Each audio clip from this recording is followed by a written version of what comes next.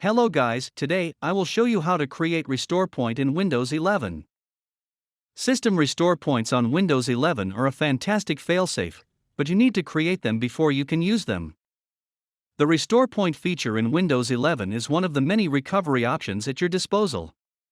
Whether you want to make changes to your registry entries, install new Windows updates, or just want an easy way to fix issues with your PC, a restore point can help when things go awry.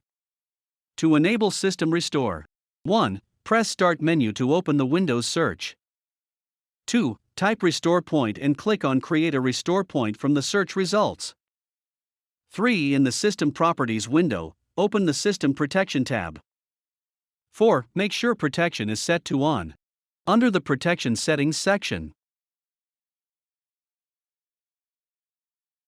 5. If it is set to Off, then click the Configure button.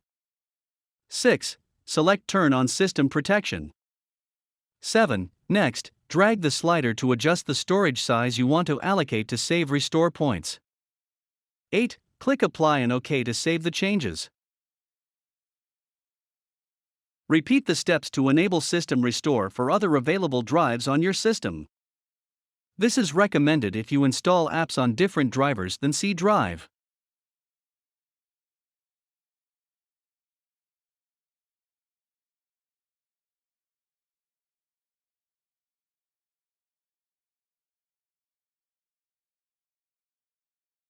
If you found this video useful, please like and subscribe to my channel and click the bell icon to get new video updates.